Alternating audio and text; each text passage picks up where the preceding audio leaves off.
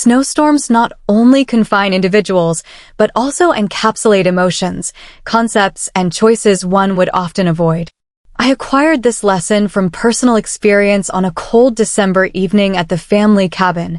My husband, Lucien, was unexpectedly summoned for business, prompting me to travel alone to assess the premises prior to the impending storm. Cale, his son from a previous marriage, volunteered to help, expressing a desire for fresh air. At the time, I did not contemplate the implications. However, the storm arrived earlier than anticipated, and snow accumulated rapidly, rendering escape impossible. The cabin's antiquated heater malfunctioned, leaving us with only a small fire for warmth. During the night, the indoor temperature was almost as cold as the outdoor environment. Please subscribe to my channel to receive more captivating and authentic narratives like this one. Ensure you view this film till it's finished and like it, as well as the narrative presented. This is quite fascinating. Just click the like button to demonstrate your support. "We must save heat," Cale said, his breath visible in the dim light. Reluctantly, we retrieved blankets from the couch and sat together. Initially, it appeared peculiar and intimate. As time elapsed, the cold alleviated our unease. The storm raged outside, snow falling relentlessly, and the fire diminished in the darkness, while the furnace had completely quit functioning. We huddled together, enveloped in blankets, striving to preserve whatever warmth was possible. "I observed that it is colder here," I said, tightening my blanket, to which Cale responded with a gloomy nod from across the room. He stated that if the fire extinguished, we would succumb to freezing temperatures. His comments, unconnected to the weather, sent a shudder through me. Since the storm had caught us unprepared, with no electricity, no cell service, and no means of departure, Cale moved to add more wood to the fire. He glanced at me and commented that this should provide warmth for a time, emphasizing the necessity of staying near to maintain our body heat. I stopped, pondering his implication. He shrugged, exhibiting a demeanor that was both serious and empathetic. "We exchange covers till the tempest has subsided," he said. I wished to deny that we would be okay, yet the chill was undeniable, and I recognized his accuracy. "Very well," I said softly. He stated he carefully selected the thickest blankets available and draped them over the couch. I joined him and sat uncomfortably beside him. "Is this acceptable?" he inquired, his tone measured. I nodded and averted my gaze. At first, it was terrifying. I felt every inch of physical and emotional distance between us. However, as time elapsed, the cold compelled us to draw nearer. I started to feel less cognizant of the tension. Cale queried softly, his breath visible in the dim light. "Yes," I said, but my voice trembled. The silence thickened, interrupted just by the sound of the wind outside. Ultimately, Cale stated, "The storm is more severe than I anticipated," he observed.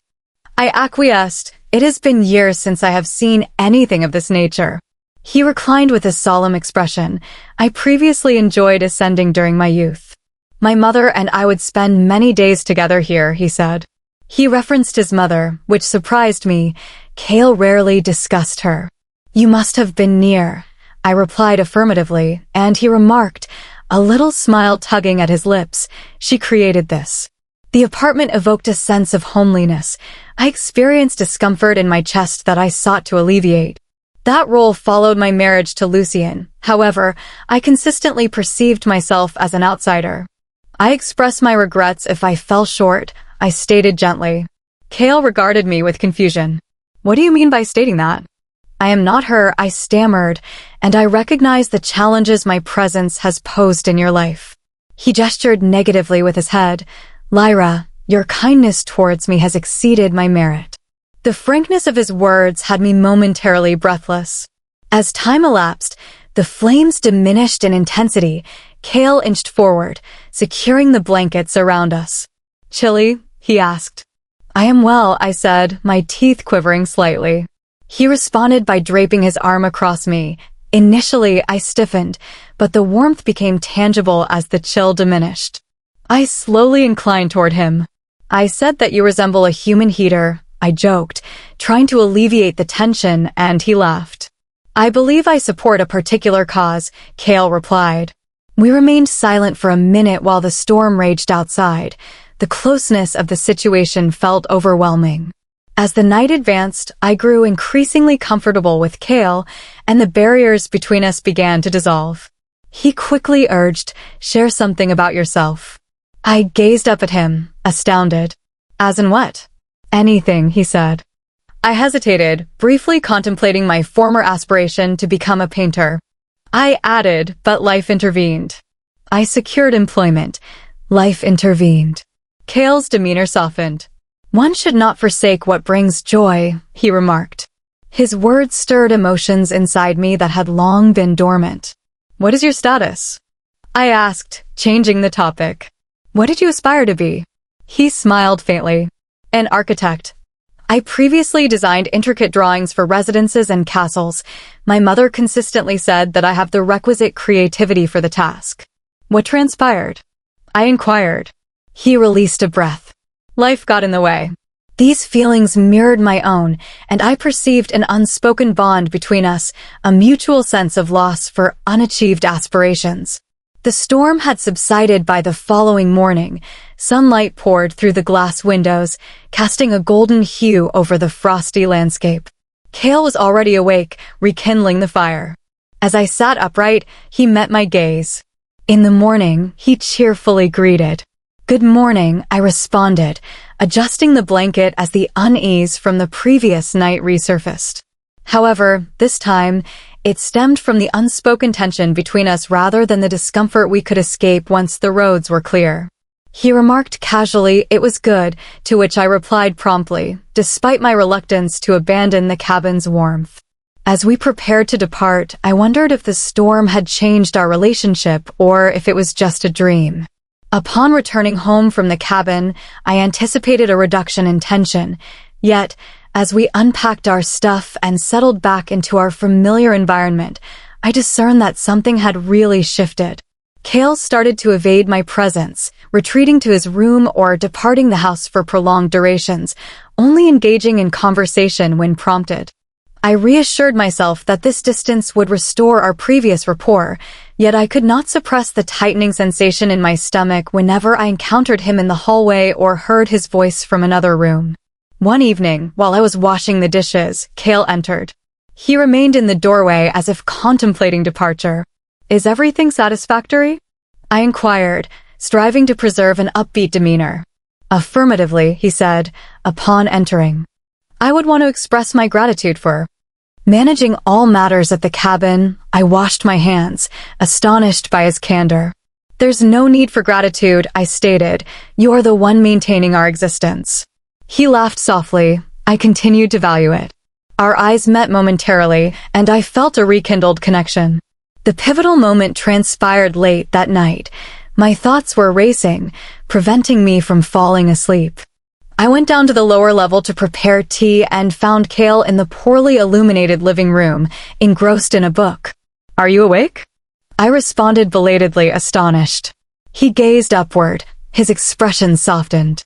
"I was unable to sleep," I expressed, once seated opposite him. "Nor do I." We were silent for a period, accompanied by the ticking of the clock, until Kale eventually closed his book and leaned forward, resting his elbows on the table. "May I ask you something?" he responded with caution. I certainly replied. "Did you do that?" The atmosphere in the cabin was distinct.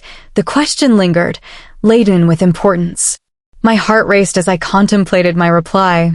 "Yes," I murmured, prompting Kale to nod slowly while averting his sight.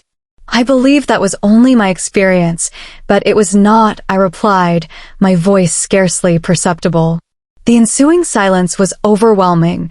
Neither of us made an effort to disrupt it. Kale ultimately rose and took a seat next to me. He persisted, "I do not wish to complicate matters for you, yet I am unable to cease contemplating it." I reluctantly confessed that I did not either. I did not prevent him from leaning in. The initial kiss was tentative, yet it rapidly escalated, leading me to recognize that we had transgressed a boundary. Following that night, we endeavored to evade each other, feigning that nothing had transpired. However, the attraction proved too potent. One evening, Kale and I found ourselves alone in the kitchen after Lucian had left for a week-long excursion, and the atmosphere between us was charged with tension. "We cannot continue this practice," I said, my voice wavering. "Why not?" he inquired, getting nearer. "No one is required to." I acknowledged its complexity, murmuring as I leaned on the counter. "It may be him." As his fingers grazed my skin and his lips met mine once again, all my uncertainties dissipated. Our connection grew increasingly complex, making it challenging to maintain our secret. I became acutely aware of everyone around us, particularly Clara, who started to observe alterations in my demeanor. "You seem altered," she said one morning, her eyes narrowed in alarm, appearing more vivacious. I laughed and attempted to dismiss it, attributing my state to increased rest. "Perhaps there is someone or something you are withholding from me," she teased, her gaze penetrating, and her remarks lingering with me. The tension escalated, as did Cedric's curiosity about Kale. During the dinner party, Cedric confronted Kale in the kitchen, inquiring, "So, Kale," while swirling his drink, "what is it like being here with Lyra?" Kale responded with caution. "It is acceptable," he replied, fatigued. "Just good," Cedric stated, his tone buoyant yet inquisitive. Cedric exhibited a smirk. "According to him, she is an excellent woman." I excused myself before the discussion intensified. However, I saw that Cedric had suspicions about a deeper issue. As time elapsed, our clandestine relationship became increasingly challenging to conceal. Kale and I started covert activities more often, seizing opportunities.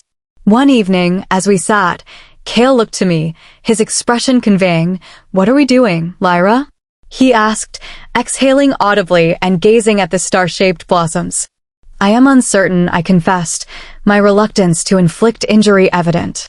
Yet he responded promptly, stating that the situation is intricate. As he seized my hand with a tight grasp, I felt his remarks ignite a blend of thrill and dread within me. I recognized the danger, yet I could not summon the resolve to go. Our lives had assumed a renewed existence.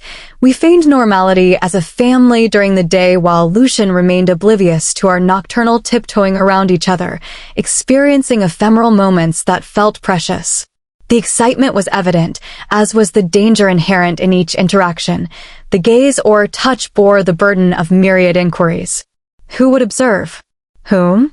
Who would disclose? And what consequences would ensue if they did? One afternoon, while Lucian was occupied, Kale and I found ourselves alone in the living room, where sunlight streamed through the drapes, casting a warm, golden glow. I sat on the couch, engrossed in contemplation, as Kale reclined on the armrest beside me, his hand brushed against mine. I glanced uneasily at the door and remarked that someone may return home. "Clara messaged," Kale said. "She is taking Lucian's remarks at the fundraiser instilled confidence in me, enabling a brief moment of relaxation." Nevertheless, when Kale approached, the sound of the front door opening accelerated my pulse with trepidation. "Lyra," Lucian's voice emanated from the hallway. We dispersed hastily. My heart raced as Lucian entered the room, pausing at the doorway with a tiny frown on his forehead. "What is occurring at this location?" he inquired, his eyes shifting between the two of us. Engrossed in reading, I responded hastily, raising my book as though it might protect me from his scrutiny. Kale acquiesced, preserving his composure. As I was preparing to depart, Lucian gazed at us intently for an extended period. Subsequently, he shrugged. I believed I heard voices. After he exited the room, I exhaled the breath I had been holding and murmured to Kale, perceiving the gravity of the situation acutely. Kale acquiesced, his mouth clenched. The subsequent days grew increasingly complex. Cedric's conduct became increasingly intrusive.